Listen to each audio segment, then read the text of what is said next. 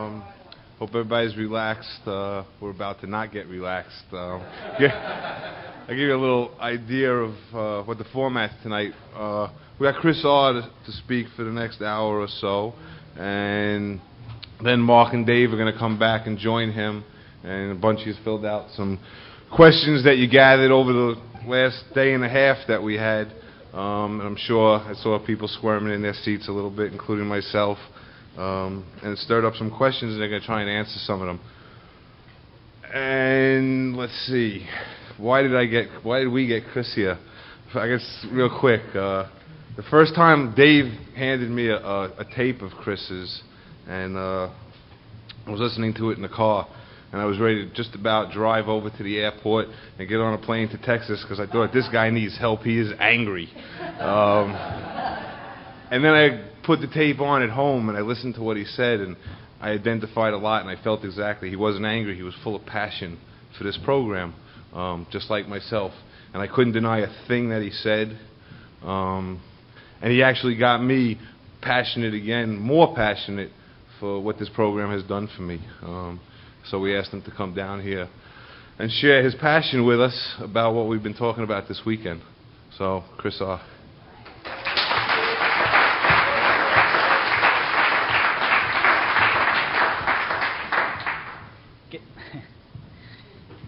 Can y'all hear me all right? I won't need this in a few minutes anyway. My name's Chris Raymer. I'm a recovered alcoholic who's fixing to lose his voice. It's something I picked up in Texas, I guarantee you. This is not anything I can't blame on New York. This is an amazing thing here. Give me a second. Man, I need to thank the cats that made this possible. Bart and Rick and all the buds, Denise. That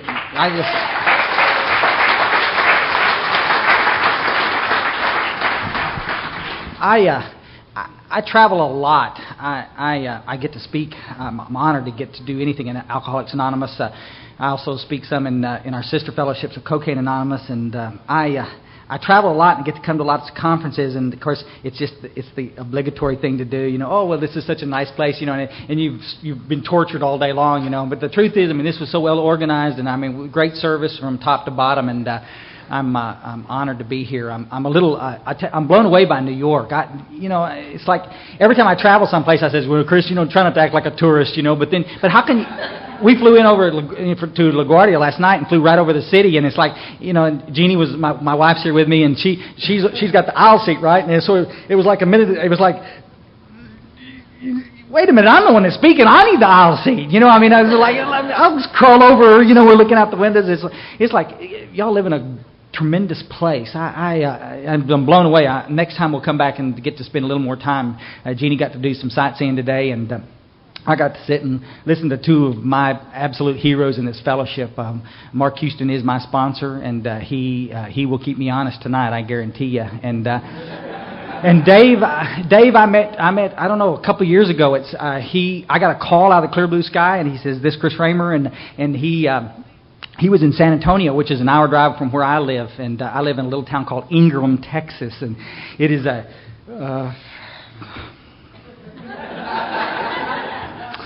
well, it is just as country as can be. It's Ingram, Texas. We all have wives and date sheep there in Ingram, Texas. I don't know. That's the first thing in divorce court. Was it a sheep or was it a real woman? And it's like, it's pretty country. It's pretty stupid up there. And I'm sorry. I need to take. But anyway, Dave came up and sat in a little big book with us, and just out of clear blue showed up, and we got to visit, and he's been a bud ever since. And I honor and respect him for carrying a message. I need to tell you, he spent a lot of time today apologizing right off the bat.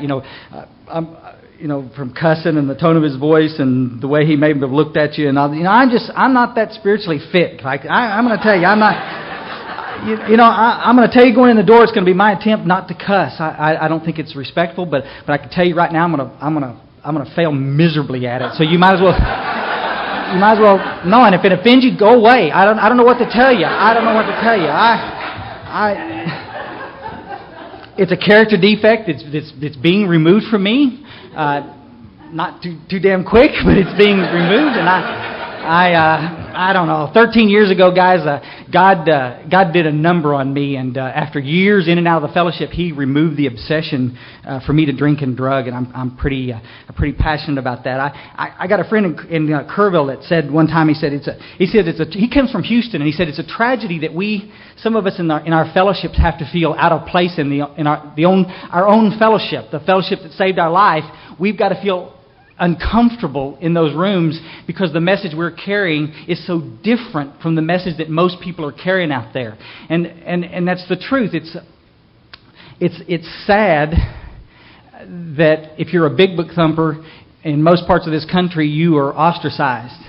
And I'm going to talk a little bit about this. And I want everybody, please, I'm not going to get long-winded. I can promise you I won't keep you here longer than about 45 minutes. I'm going to say some things tonight that I can assure you are going to, you will either bond with me. We will share Christmas cards and swap spit. I mean, we will bond, or you will do like happens every time I speak. I speak lots and lots, folks, and I've never seen it fail. And you will wait for me at the door and to take exception with something I've said, and I'm down with that, folks. I want to make it kind of clear here. This is what the fellowship's about. Y'all asked me to come up here and share my experiences. Dave alluded to it earlier. This is my experience. It doesn't have to be your experience. If what I say goes exactly against what you believe, that's one of the cool things about this deal. You can believe whatever you want to believe. If it's working for you, bop till you drop. But I need to tell you a couple of things right off the bat. You see, where my passion comes from, what Bart said is so true. It's like, it hurts my feelings sometimes, because sometimes when people pick up tapes of mine, they don't know me and they don't listen to the first part where I'm trying to explain where I'm coming from. All they hear is this guy screaming on the other end of the goddamn phone, and he's raising, he's like, this is one real angry individual, and I'm gonna tell you, I'm as quiet and I'm as, y'all sit right here and watch me sit right there where Jeannie's sitting. Watch me all day long and never open my mouth. I'm as quiet and shy as you can get. Right up until the point you want to start talking to me about this, and then a little something deep down inside says, "This is your chance, buddy. This is it." People have been dissing you all your life. Now you can get even with them back. You get a chance to say. I nearly died getting to these rooms. My first attempt at Alcoholics Anonymous was about 1980, and I'm going to talk a little bit about that. But I'm in and out of the fellowship for years, and Jesus, it's just I walk into the rooms, and you tell me I'm going to always be recovering, and that I'm going to have to admit that I'm powerless, and then you start talking about every goddamn problem in the world, and I'm just and you pretty soon you chase me out of the room. And then I come back in because I got arrested again, or she's fixing to leave again, and I made a new commitment. I'm going to come in, I'm going to pick up another one of those stupid desire chips, and then I'm going to sit there and listen for another week while you tell your war stories over. And yeah, you listen, we can all do it. You can tell you're preaching to the choir in this room. It's like. And this is where I'm coming from, folks. At the end of that 8-year stint in and out of the fellowship, I tried to commit suicide in 1987 and ended up back in a room full of people that were carrying big books and understood that you could recover from this stuff, and that the book meant what it said, and that if you had an opinion that was contrary to what the book said, you might want to keep it to yourself.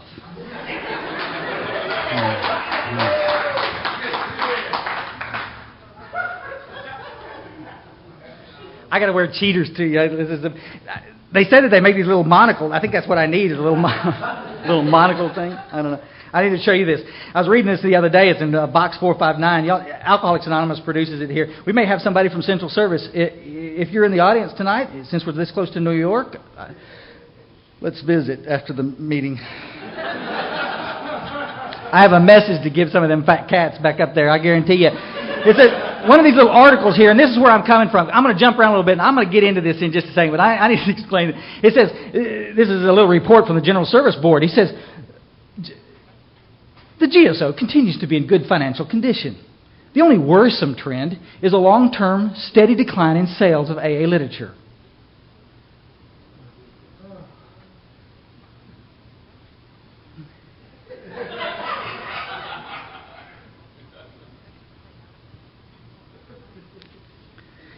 I'm going to be speaking in tongues before this thing's 15 minutes into this thing. Listen, folks, if our only worry as a fellowship is that literature sales are a bit down, shame on us. We've got a fellowship that 66 years ago had a success rate of better than 75%. In the Midwest, you can go to any archive around, folks, around Cleveland, Akron. They had success rates of nearly 100% in lots of areas. In the early days, the first few years of Alcoholics Anonymous, everybody that came through the door got sober. And right now in the United States, if you can find any place that's got a better than a 20% success rate, it's a miracle. You think we got... I mean, come on, folks, we got to get straight here. Why am I so passionate? People want to take shots at me all the time. Oh, Chris Raymer, you shouldn't be ripping AA, this. It's like I'm not, but this is my fellowship. And the fellowship as a whole needs to wake up and start looking and seeing what we're doing here.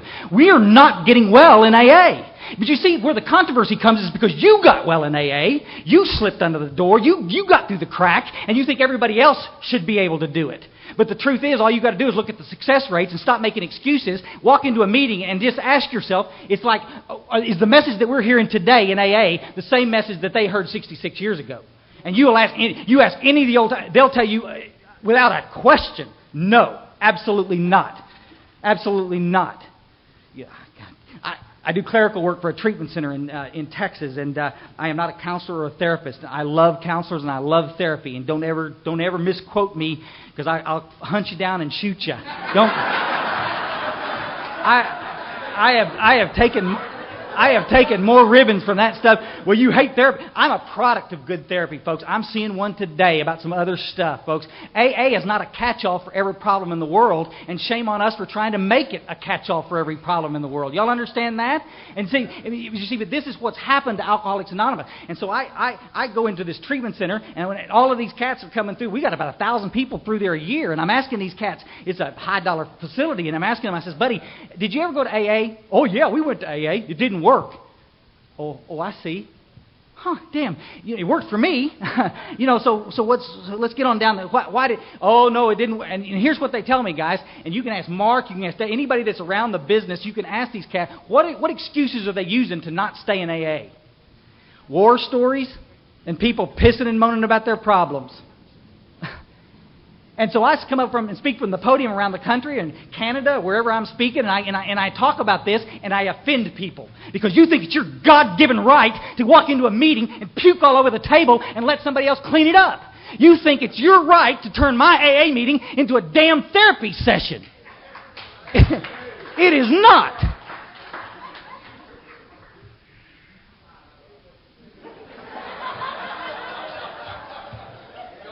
This is your cue. All you big boys that I've been tapping on the shoulder all day long, it's your cue to move forward now.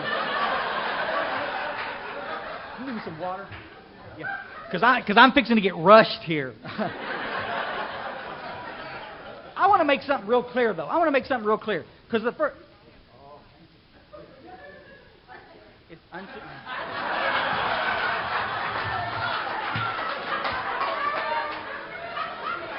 I know, really blame you. Thanks. Thanks. She said, yeah, I'll fix the little bastard. I know.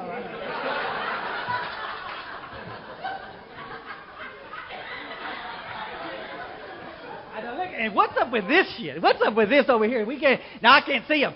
Listen, what's up with this? Boy, come on, Bubba. Rick, if they start rushing me from this side, little brother.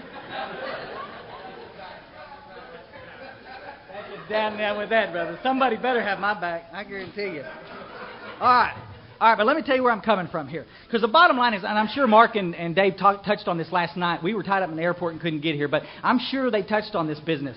The truth of the matter is, Alcoholics Anonymous, we assume a lot in AA. We assume that because you're sitting in this room that you're an alcoholic. And I'm going to tell you something, folks. That's an assumption that can get you killed, because you've got to be careful who you're listening to. Somebody comes in and they start acting like they know what they're talking about around medicine. You assume they're a doctor? No, you're going to check the credentials. But somebody comes in and starts telling you how to work the steps, and you assume that they know what they're talking about just because they got some dry time under their belt. But the long and short of it is, they may not even be one of us. Y'all understand that? In order to get sober, what you may need to do is go to the gym and get laid a little bit more. It works for a lot of people. I mean,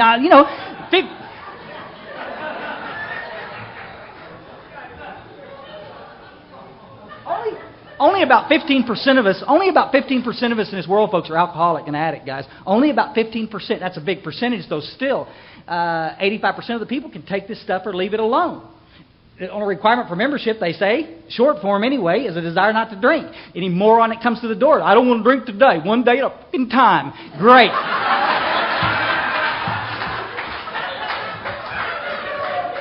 Never even had a problem with alcohol. Never even had a problem with a drinking problem. But he comes in, the women are goddamn good looking, the coffee's great, fellowship's just bar none, but the best in the West. So I'll just stay one day at a time. And kill them by the thousands with their bullshit.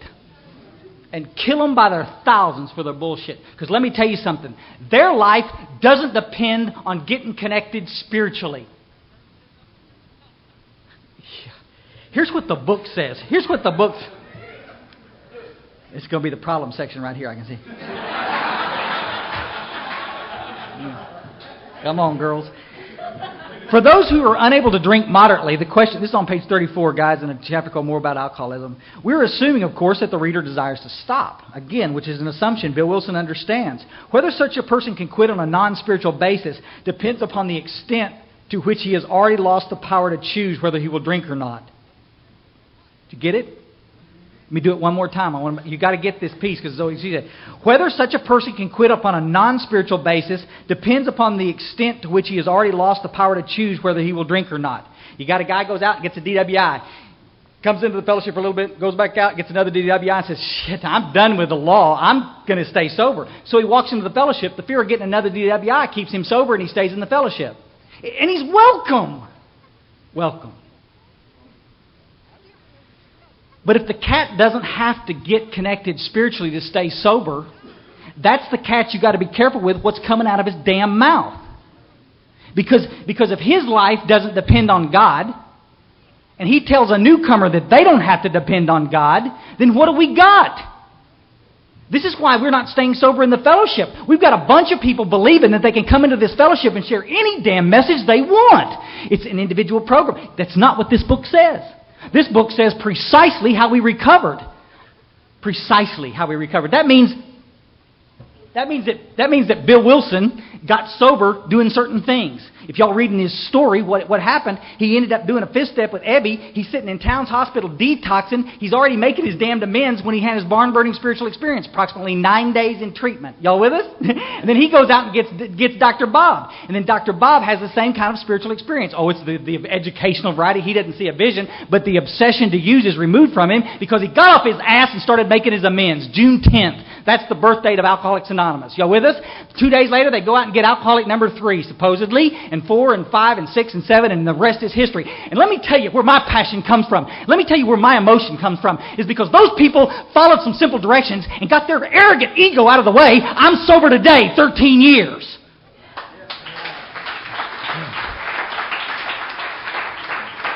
And I couldn't stay sober for years because I kept listening to some son of a bitch that believed that they should be able to share anything they wanted into an AA meeting. I think at Denny's, they got Denny's in New York? They got Denny's everywhere, don't they? I think at Denny's you should be able to share anything you want. I think around this table back over here having coffee, you should share everything you want. But I think at an AA meeting, when somebody's walking in the door and you don't know who you're talking to, you better be talking out of this book. You better be giving somebody the clear message. Are you willing to risk their life? Okay, who's risking their life? The people around the fellowship. How many of you guys have heard this? Take your time to work the steps. We didn't get this sick overnight. We're not going to get well overnight. And we could take all the little one-liners and have a run at them. I mean, it's the bottom line. You can't chair any meetings till you've been sober 6 months. You can't work with anybody till you've been sober a year. Jesus, unbelievable. Who came up with this shit? Who came up with this crap? Because that's the rehab. Come on, baby. Come on, baby.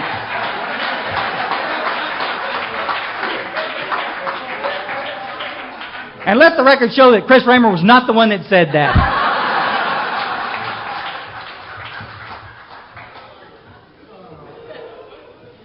But it is the absolute truth. It is the absolute truth. A bunch of well-meaning people who figured they could make a buck out of this business got hold of this simple message that we were using for 66 years, and now, you with me? And now, no telling what you might hear. And this is where everybody wants to split hairs with me. Chris, you're knocking rehab. I'm not knocking rehab. Rehab's a wonderful thing. It's the same thing when I'm talking about therapy. Therapy is a wonderful thing. But therapy will not remove the obsession to drink. No human power can remove the obsession to drink. The ABCs in the book were put there for a specific... You think Bill Wilson was just having a bad day when he wrote that stuff?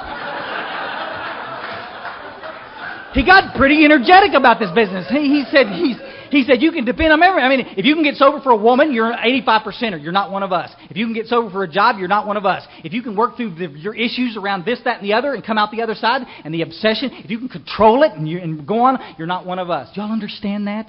But we've watered the whole fellowship down so that everybody can get comfortable and happy. But you see, we're not here for that. We're here to help the chronic alcoholic whose last hope is a reliance and dependence in a relationship with God. Absolutely. And it's not about a belief in God. I know. They say you can make a lot of money in the Baptist church. Hell, what am I doing here with you losers?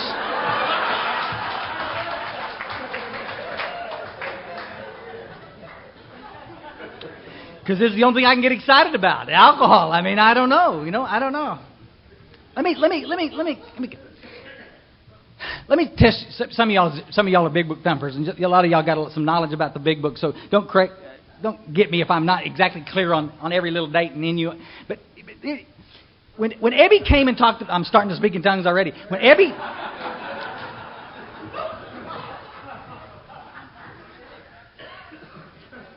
let me run something by you. If an alcoholic is somebody who has lost the power to choose and control his alcohol that the book talks about, y'all with me? On page 21 it says, and it talks for the next 20 pages about the mental obsession. If you can put alcohol in your body and guarantee me how much you're going to drink every time, you with me? You're not one of us. But if there's times that it gets away from you and you drink a bit more, we used to laugh about it. I just drank quicker than most. See? I was fast. Okay, if you'd ever drank a bit more than you intended, you have the physical allergy. Okay? I'm sure they talked about this last night. Now, the mental obsession piece is the piece that gets us. If given sufficient reason, those 2 DWIs, that screaming match with that wife, that whatever, it compromised health, if any of that becomes operative, if you can stop and stay stopped, then you're not one of us. You with me? Okay. So this is what alcoholism is about. It's about these 2 words right here, guys. Control and choice. You with me? So when we go into that meeting next week, and y'all take me back over to New York someplace, and we go into a nice little meeting, and some little lady's crying her eyes out because the friggin' babysitter didn't show up on time, and she was running late, and she was just having a terrible day, and you got to run in her hose, and the guy's back over there, and he can't find a job, and he just knows. And then we all sit around and smile and, oh, yes, and we try to be patient and tolerant, and and everybody's watching the clock because they can't wait to get out of there because there's absolutely no power in this meeting. What we've got ourselves into is another bitch session, another complaining session. We've been delivered from the obsession to drink, got the greatest miracle going on in our lives, but we can't find anything good to talk about. All we can do is bitch about something else. Y'all understand? Y'all with me? And we sit there and tolerate it. There's a lady that wrote an article in Box 459 one time, and one day, and she's supposedly from New York, I'm going to find this lady and hug her. I don't know. That's what it is. She had 15 years of sobriety. I've talked about it on every tape I've ever done. She had about 15 years of sobriety when she wrote the article. And she said in this deal, she says, at what point does live and let live become apathy? At what point does live and let live become apathy? At what point am I going to sit there and listen to you piss and moan again and again and again in a meeting and turn my back in the guise of patience and tolerance? When am I going to turn to you and say, hey, buddy, why don't you and me step outside after the meeting and finish this conversation? But right now, there's some people that have had spiritual experiences in this room that would like to share their hope with the newcomer. You want me to paraphrase it? Why don't you shut up?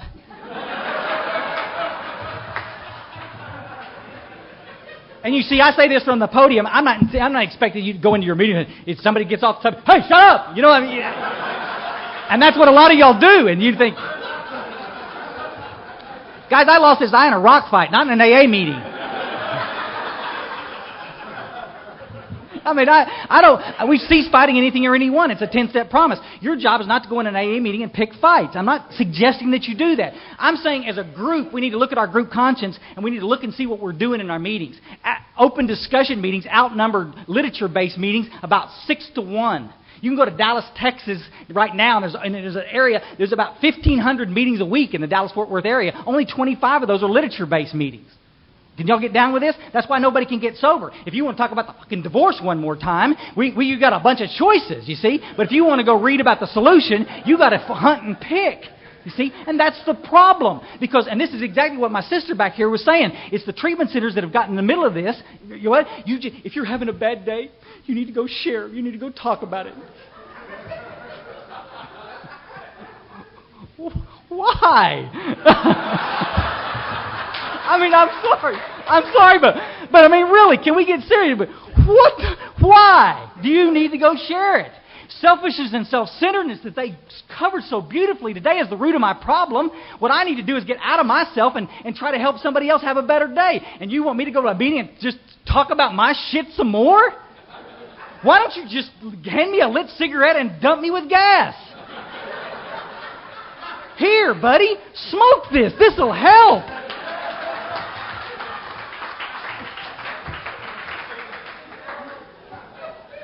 Isn't it the truth?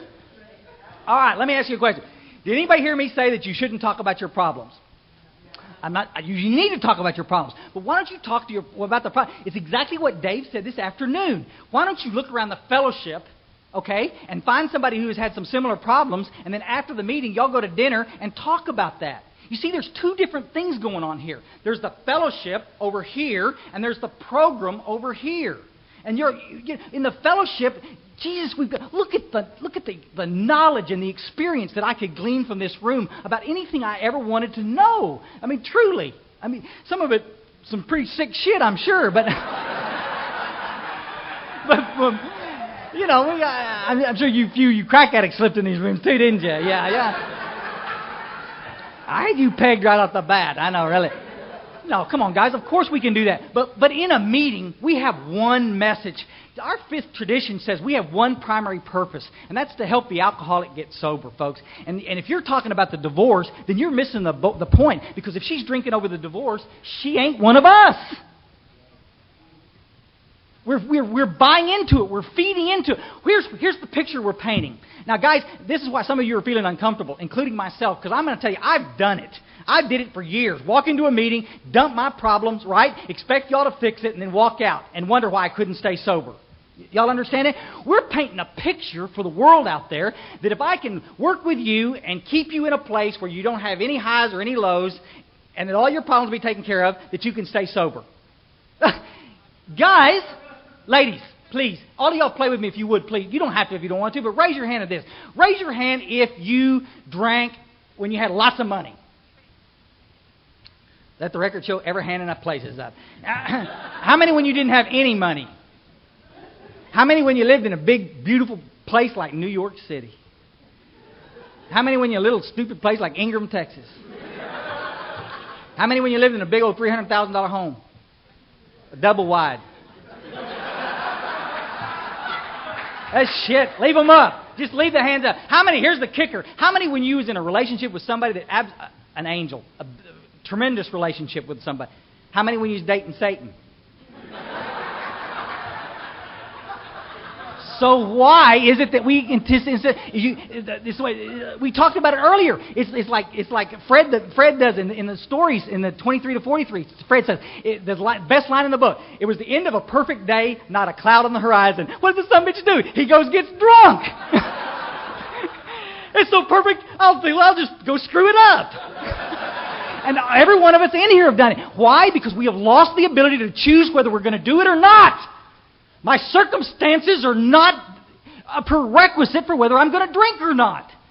So why have we turned our meetings into a damn therapy session where that's all we talk about is our circumstances? Let's talk about the message. Let's talk about the power. Let's talk about God. You with us?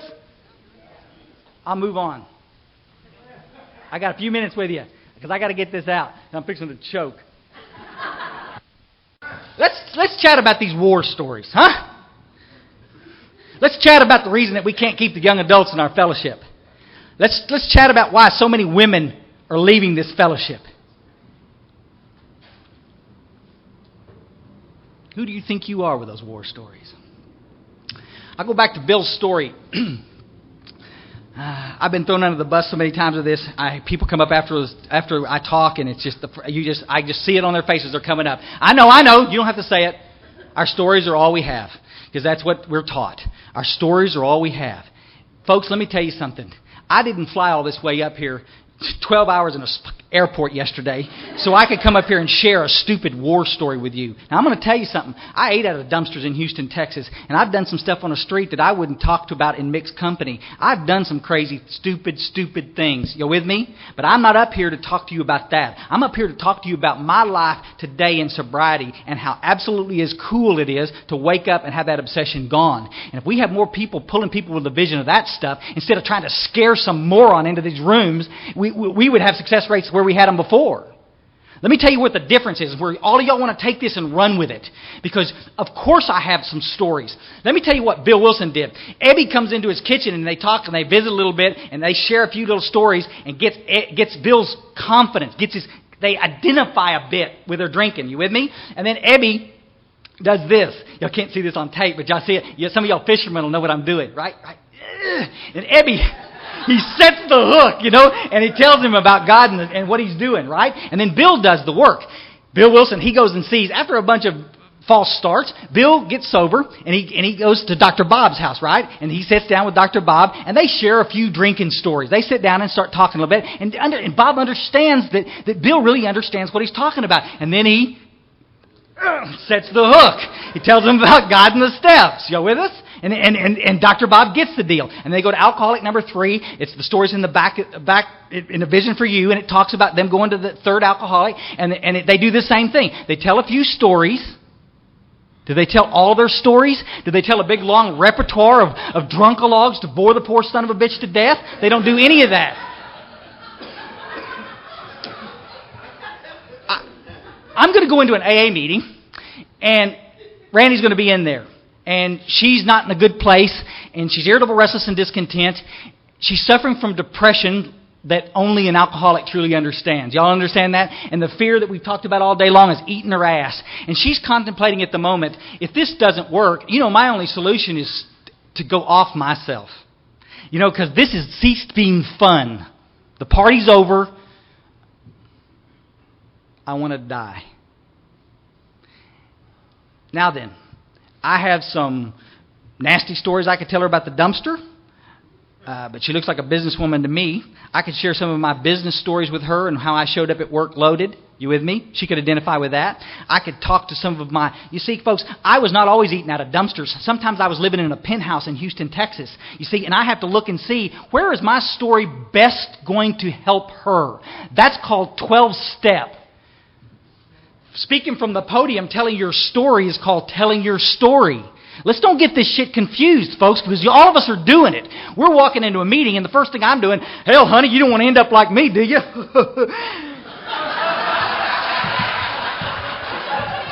and she backs up a little bit. Let me tell you about eating out of dumpsters. She backs up a little bit more. And before about 2 minutes has gone on, I have separated myself from her completely because I have a message of hope for her, but I'm not going to get a chance to tell her because we've already separated each other with the stupid war stories. I need to tell you a little bit about what's inside, folks. I need to talk about the spiritual malady that Mark and Dave have been talking about all weekend. I need to talk to you about this feeling of emptiness and the boredom and the depression and the anxiety and the gut-wrenching fear that we live with on a daily basis. And I'm going to tell you something. She'll relate. And I don't have to give her any stupid war stories. She'll relate to that. And then I can set the hook and tell her exactly what she needs to do to come out the other side smelling like a rose. It's called Work the 12 Steps. Not any way you want it. Exactly the way the book outlined. Is she going to do it exactly the way I did it? No. She'll put her own twist on it. Guys, I'm down with that. But she will work the steps. And as a result of working the steps, she will get the absolute, guaranteed spiritual experience. We got too many people standing around this fellowship who have never had a spiritual experience talking like gurus from the podium. We got way too many people in meetings sharing their damned opinions with a newcomer. We don't have enough people standing for what this needs to be about, which is truth. We need some people that are going to stand and listen to somebody. Listen, folks, if you tell an alcoholic, and I'm going to, this one time, I realize this is an AA, but if I know we got some crack addicts in here, we got some cocaine addicts in here, I'm going to tell you straight. If you ask a cocaine addict or somebody who is truly an alcoholic to wait a year before they get active in this fellowship, they're dead. And what's the truth with my bullshit when I'm standing in front of a newcomer telling them to take their time to work the steps? We'll get on that next week. What's the truth? The truth is I don't want them to take their time so they can do it thoroughly. The truth is this. I don't have time to mess with them because I'm too busy with my own stuff. Isn't that the truth? I dust them off. In 1987, after that suicide attempt, folks, I'm going to tell you something. I was so done with living, it wasn't even funny. Antidepressants I'd taken all my life had stopped working. And guys, the paranoia was gut-wrenching, and I was starving to death because I was too afraid to even go in the store and buy food. And I had no money, and it was right before Christmas, and here it was again. I had no money for gifts, and I had plenty of love around me, a lot of family that loved me, but my life was in the toilet. And I'd wake up in the morning and say, I'm not going to drink, and I'm not going to do any drugs, and by that night, I'd be doing it again. I didn't know exactly how to get around this, but I've always had somebody to blame. And at the last resort, after that suicide attempt, I landed back in a room full of alcoholics who were all carrying big books. Guys, I cannot tell you how many times I travel. I travel hundreds of times a year. Folks, I'm going to tell you, little groups, big groups, wherever it is, and you walk in the room and you look around. Oh, excuse me, you got a big book on you? A big book? Oh, no, they sell those back up at Central Service Office. It's like walking into an emergency room. It's like, anybody got any medicine in here? But it's all locked up in the fucking storeroom back over here. Shit.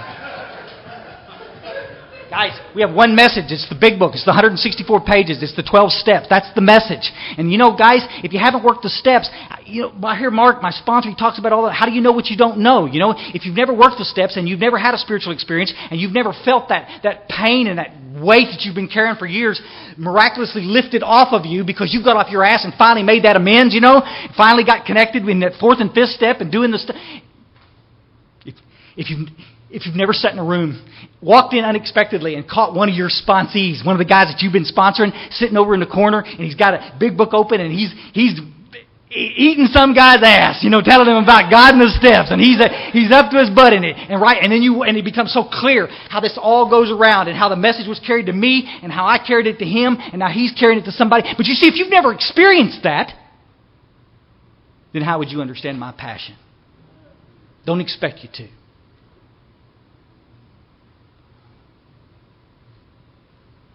Our fellowship's in the toilet. It is. And why? Because we've walked on eggshells. We're so afraid of hurting somebody's sensitive little feelings. I've said this on every tape I've ever done, folks. A nice lady like Randy comes in here and she needs help. But you're having a bad day, so go ahead and share with the group. And we'll listen to you for an hour, piss and moan about your chicken shit day.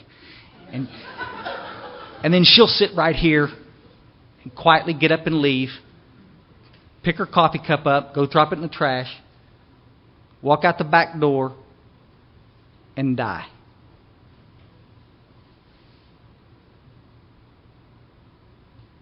Who are we here for? Are we here for the alcoholic that's going to die? Or are we here with somebody who's too friggin' cheap to go get a good therapist?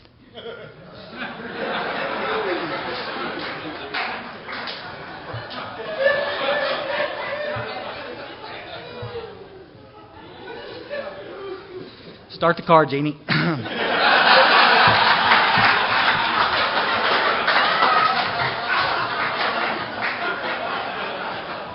You can always tell when the temperature of the room changes. I'm already in this far, and I love every one of you guys. I'm going to read something here and get out of here. I need to tell you real quick before I do. I honor and respect every one of you. But I'm going to say this point blank to you and anybody else. It's right straight to your face. It is not your fucking right. It is not your right to ever come into a meeting and use it as a therapy session. Guys, we have a world full of great therapists. And I'm going to tell you, most of these cats work on a sliding scale. To think that AA is there for every little problem that you have. If you're working through some deep issue or a relationship problem or,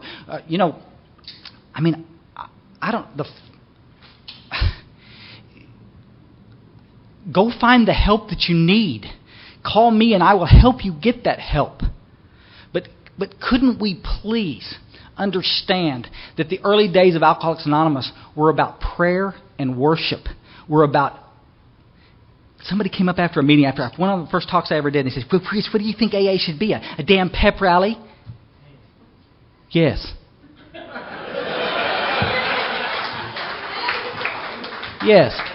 Yes, we should be a room full of spiritual mentors. Everybody should be in here with one eye glued on me and the other on the door for the newcomer walking in the door. My very life depends on working with that newcomer. It is not here so you can work through your chicken shit little problem. I'm going to tell you guys, if I knew the answer, we'd help you. But I'm going to tell you, I don't know the answer what you need to do in your relationship.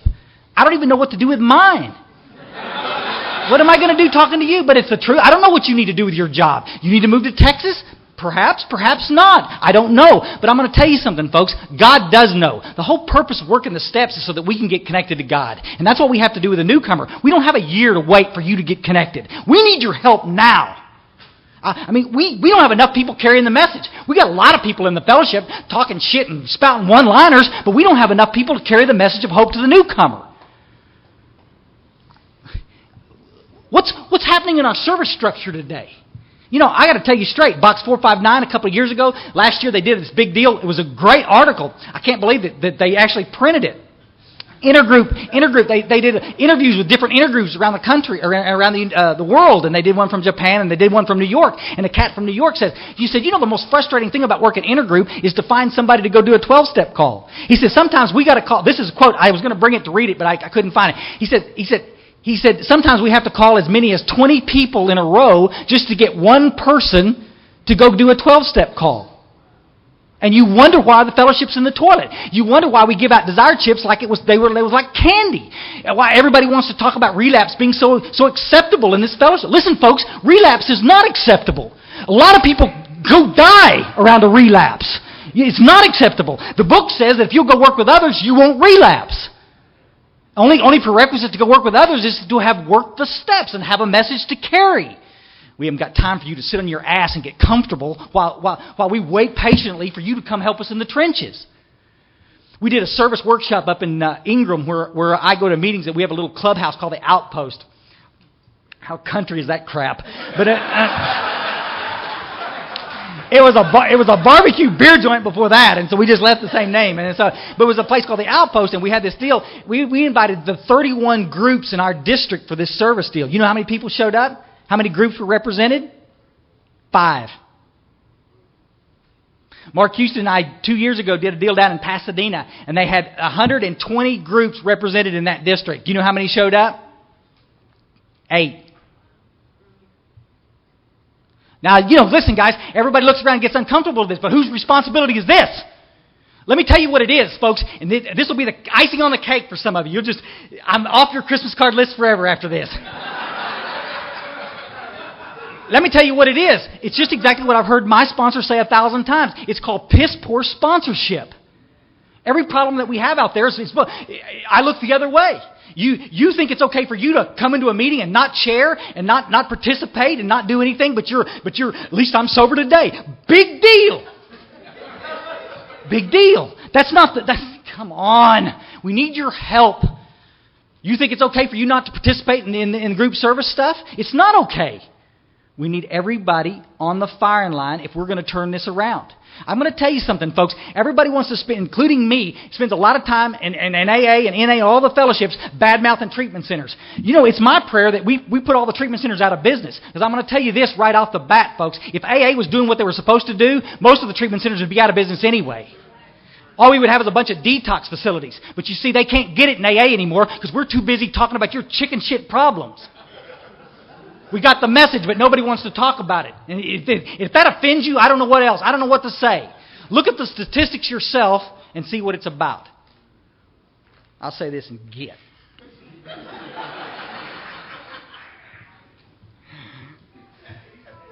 I know. All right.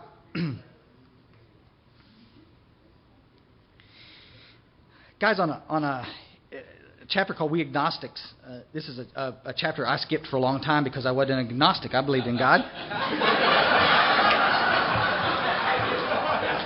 Right up at the time I got Mark as a sponsor, he made it pretty clear that I was the biggest agnostic in the group. I'm in there whining about money and whining about my relationships, whining about the car, whining about everything. He says, is God everything or nothing, Chris? Well, God's everything, but goddamn, He could throw a little more money my way, you know? And it's like, isn't that the truth? I'm too busy looking over here to see what you got on your plate, you know? When I finally got that from here to here, my life's never been the same. I am charmed, folks. Thank God this program is not about justice. It's about mercy. Thank God for that. Page 45, it says, lack of power, that's our dilemma. We had to find a power greater than ourselves, obviously, but where and how are we going to find this power? This is the crux of the problem here, folks. I need some power. Well, that's exactly what this book's about. Its main object is to enable you to find a power greater than yourself that's going to solve your problems. You with me? Okay. And I go into meetings, and all I hear is people talking about powerlessness. If the main purpose of this program is to give the newcomer power, to give the alcoholic some power to overcome alcoholism and drug addiction and the spiritual malady and the selfish and self-centeredness that's eating us alive, to get past the depression and the fear, and to go out there and have a cool life, why is it that we just want to continue to talk about powerlessness? You know, and I think it's doing a lot of people a great big chunk of disservice by doing that. You know, I think it's one thing for a bunch of us smug sons of bitches who've got a little money in our pocket to sit in a meeting and say, yeah, we're powerless, all right. We're powerless. And then you get somebody that's coming off the street, somebody of color who's been discriminated all their life, some woman who's just been gang raped in a goddamn crack house, and then we're going to come in here with this flippant bullshit about being powerless. I'm just powerless. I'm powerless over people, places, and things. That is so much crap. That is so much crap. Guys, powerless is only used once in the big book. We only talk about it when we're doing the steps, and then it says we were powerless. I am not powerless, folks. I am not powerless. I am not powerless. I am not powerless. Y'all understand that? I'm with the woman I want to be with tonight. I got money in my pocket tonight. I'm surrounded by friends that I know and love. A lot of y'all I've known for years. I haven't eaten out of a dumpster in 13 years. I got some great power in my life. And when we want to stop watering this message down and getting so schmarmy with a newcomer,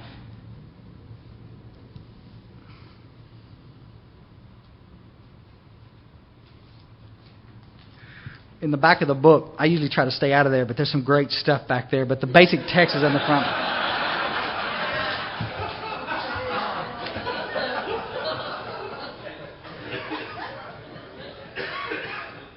Well, one more time, you know. I mean, you're going to see it in the 4th edition coming out. You know, they've changed a bunch of the stories. You should have seen the first original stories that they took out of and when they did the second edition. You know, there's some of the best stories about God they took out. You know, I mean, who arbitrarily decides this crap? You know, I mean, again, back in success rates of nearly 100%, 66 years ago, and we just keep jockeying with it, turning it around. You know, so somebody can identify.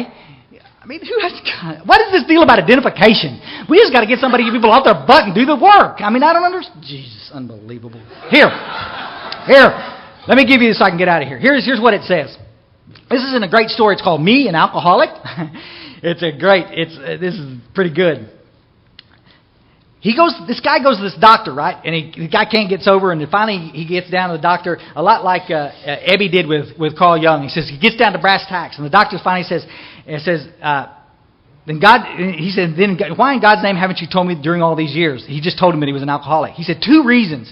He's talking to the drunk. He said, first, I couldn't be sure. The line between a heavy drinker and an alcoholic is not always clear. Amen. It wasn't until just lately that in your case I could draw it. Second, you wouldn't have believed me anyhow. Okay? I had to admit to myself that he was right. Only through being beaten down by my own misery could I have ever accepted the term alcoholic as applied to myself. Now, however, I fully accepted it. I knew from my general reading that alcoholism was irreversible and fatal. And I also knew that somewhere along the line I'd lost the power to stop. Okay? He said, well, Doc, what are we going to do about it? How many of us have done that? Well, what are we going to do? Doctor, here, there's nothing I can do. This is a doctor. This is an honest doctor saying that he can't treat alcoholism. Another pill ain't going to fix it, folks. I've heard of an organization called Alcoholics Anonymous and some success with people like you. They make no guarantees and are not always successful. But if you want, you're free to give them a shot. It might work. Many times in the intervening years, I have thanked God for that man, a man who had the courage to admit failure, a man who had the humility to confess that all of his hard-won learning of his profession could not turn up the answer. I looked up an AA meeting and went there alone. Now, this is what I did. Let me tell you how this went. I tried to commit suicide on November 13th, 87. Aborted that attempt. It was the 12th. On the 13th, I went to a doctor that morning and had this same conversation with the doctor. I'd never read this. Had the same conversation with the doctor. Doctor said, Chris, you need to go to Alcoholics Anonymous. He gave me some Librium to get me through the detox, to help me with detox. I had no money. I couldn't go to any kind of inpatient facility. And I sat in my first meeting that night, November 13th, cold November night up in North Texas, and detoxed in that meeting. With those people around me with plenty of paper towels to clean up the mess I was making. You with me? And so much love you couldn't believe it. And we didn't talk about war stories, and we didn't piss and moan about problems. We talked about God, and we talked about hope. Here I found an ingredient. It's just what I found that night. Here I found an ingredient that had been lacking in all other efforts to save myself. Here was power. Italicized exclamation point. Power, folks, in the meeting, in a room full of people. Here was power to live to the end of the day. Power to have the courage to face the next day. Power to have friends. Power to help people. Power to be sane. Isn't that great? How many of you guys ever been certifiably crazy? Power to be sane. Yeah. Power to stay sober. That was 7 years ago and many AA meetings ago, and I haven't had a drink during those 7 years. Moreover, I'm deeply convinced so long as I continue to do this in my bumbling way towards the principles I first encountered, I'm going to stay sober. Here's it says, what's that power? It says, with my AA friends, all I can say, it's a power greater than myself. Be still and know that I'm God. You with me? Next paragraph. This is what I want you to see, folks. Please, in case any of you think that I was making fun of your issues earlier, I want you to hear what I'm saying. My story has a happy ending, but not of the conventional kind. I had a lot more hell to go through. But what a difference there is going through hell without a power greater than myself, and with it. As might have been predicted, my teetering tower of worldly success collapsed. My alcoholic associates fired me, took control and ran the enterprise into bankruptcy. My alcoholic wife took up with someone else, divorced me, and took our remaining property. The most terrible blow of my life befell me after I found sobriety through AA. Perhaps the single flicker of decency that had shone through the fog of my drinking was a clumsy affection for my two children, a boy and a girl. One night my son was 16 and was suddenly and tragically killed. The higher power was on deck to see me through.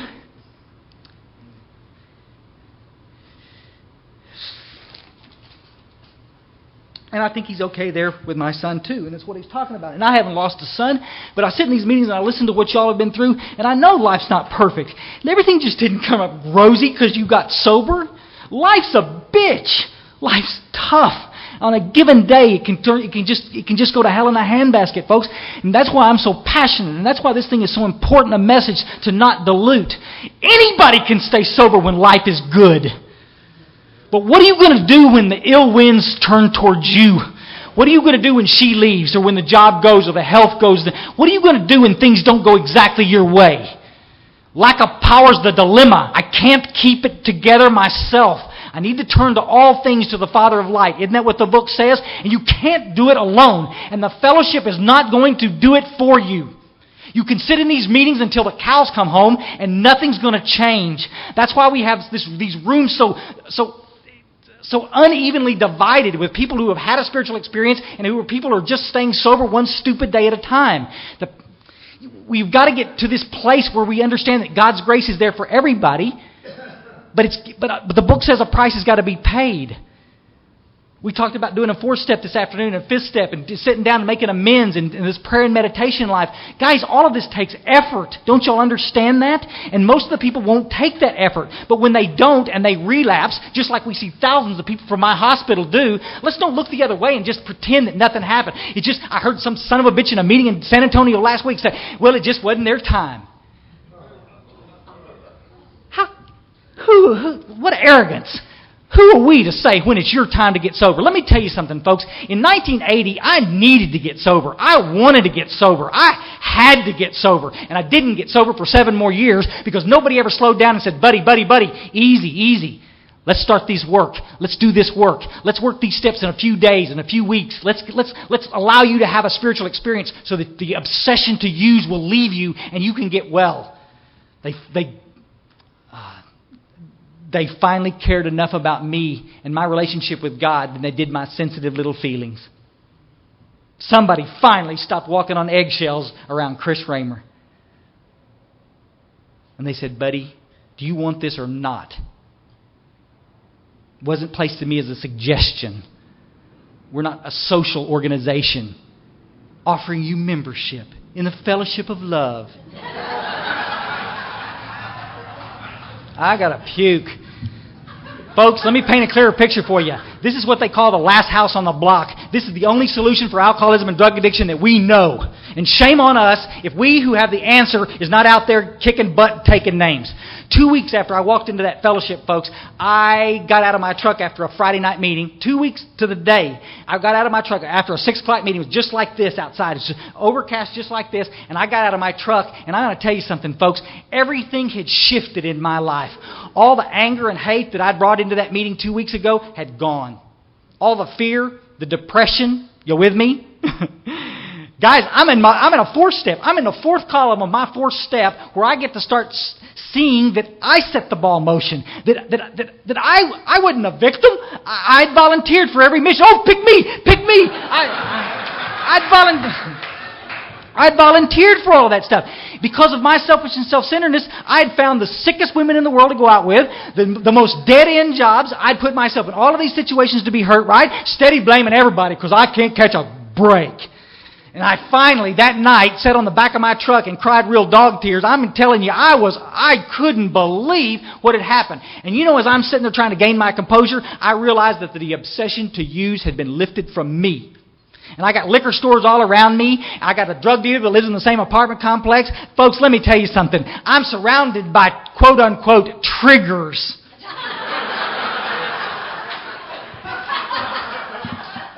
Jesus. The obsession had been removed from me. I was not keeping myself away. Y'all understand? I was talking to a guy the other day. There's a capital of Texas is Austin. It's about 120 miles away. And he said, Chris, I can't go back to Austin. There's too many triggers there. There's too much. I said, where are you going to move? He said, Houston. What? It made sense to him. I understand that, but it's not right. I can't hide from alcohol and drugs, folks. The obsession has got to be removed or we don't get well. You with me? This program is about power. And it's about responsibility. Give me 1 minute. 1 minute. Folks, the reason I'm so controversial and the reason I get under... Some of you will be emailing for the rest of our lives as close friends because we're all on the same page. I've talked to a lot of y'all all day long and bless every one of you. Every one of you that have a week's sobriety and that are out there actively trying to carry the message, thank you for staying. I'm going to say this. Any old-timers in here that have multiple of years that are staying in this fellowship, because I'm telling you, the old-timers are leaving by the thousands because they're sick and tired of listening to the shit that has become Alcoholics Anonymous. And I can't blame them for doing that. I wish they wouldn't, but it's their right. And I understand why they do it. Because if they don't get in a place where they can hear some solution, they're going to die too. And they don't want to drink either. It takes courage to change the tide, folks.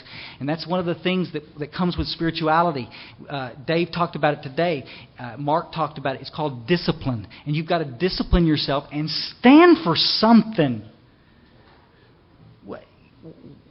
Why is it that we're so worried about what that person's going to say? Just because that person has 10 years of sobriety?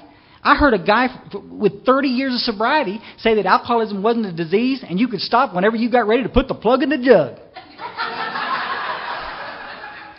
And wherever he is today, I hope he's healthy and happy. But Jesus, how many newcomers did he kill with that bullshit?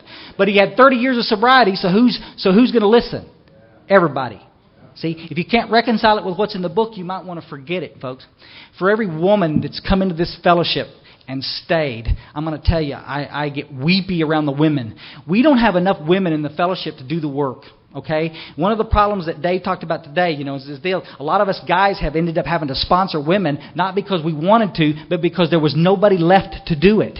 You see, AA women have a tendency to come in and get sober, then they get married, and they get home, and little hubby decides he didn't want them to hang out and go to those meetings anymore. So all of a sudden, we've got a new higher power in our life. It's the husband. And I'm going to tell you something, folks. I've said it every time I've talked. Some of you women need to get some courage behind you a little back there and say, hey, listen, little buddy,